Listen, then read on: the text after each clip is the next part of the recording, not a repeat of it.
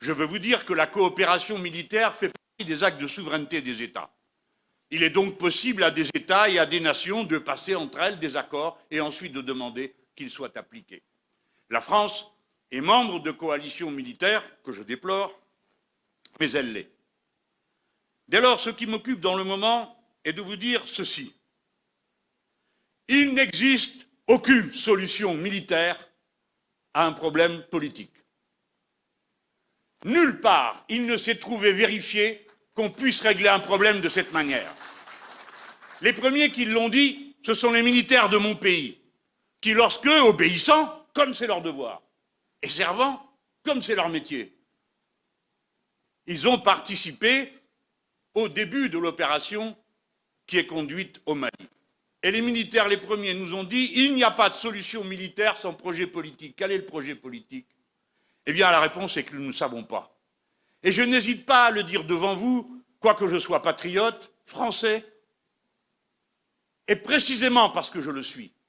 Je ne supporte pas que nous soyons depuis 8 ans en guerre, en ayant discuté une seule fois à l'Assemblée nationale du pays, que cela nous ait coûté 5 milliards, 2 millions par jour, qui auraient été employés, à mon avis, bien plus utilement à essayer de juguler les causes qui alimentent le bocal d'où sortent les terroristes, qu'à essayer une guerre asymétrique qui ne peut pas être victorieuse.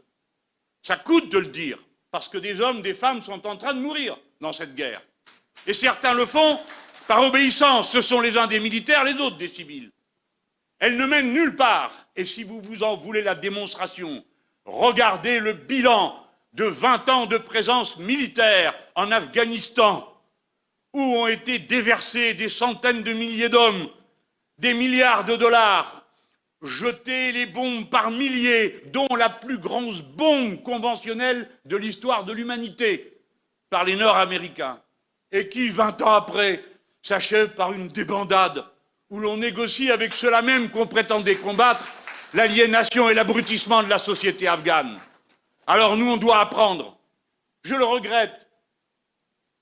J'en suis désespéré. Mais que faire sinon apprendre? Réagir, inventer, ouvrir de nouveaux chemins, intervenir à temps, c'est-à-dire avant que les choses se dégradent jusqu'à un point où plus personne ne contrôle rien. Parce que si la victoire militaire est impossible, la défaite militaire serait une catastrophe au moins aussi grande, tant et si bien que nous naviguons entre des inconvénients. Je veux vous dire que pour ma part, je crois à la guerre idéologique. On vainc un adversaire quand on vainc ses causes. Je crois à la guerre sociale. Si nous rectifions les problèmes sociaux qui sont à l'origine de l'embrigadement des populations, nous pouvons espérer voir un autre avenir, un autre futur se dessiner. Je crois à la guerre du financement et je repose devant vous la question que j'ai posée à la tribune de l'Assemblée nationale française. Qui paye pour qu'on sache une bonne fois à qui on doit vraiment aller demander des comptes? Et ensuite, qui encaisse?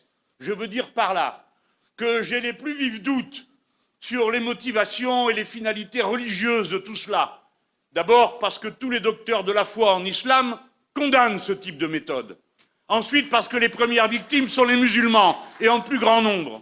Dès lors, j'observe avec assez d'attention et sans avoir besoin d'être extra-lucide les trafics de toutes sortes qui, sous prétexte de religion, réorganisent d'anciens passages, d'anciennes méthodes, d'anciens trafics, d'anciens commerces. Mais à l'échelle à laquelle dorénavant il est possible de les conduire, puisque nous sommes dans le néolibéralisme.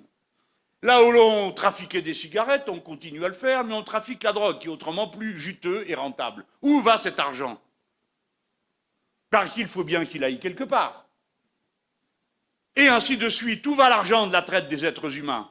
Par conséquent, la racine de la lutte et de la guerre qu'il faut mener, elle est dans les comptes en banque, elle est dans l'organisation internationale des mafias, elle est dans les possédants des trafics d'armes, des trafics d'êtres humains, des trafics de drogue.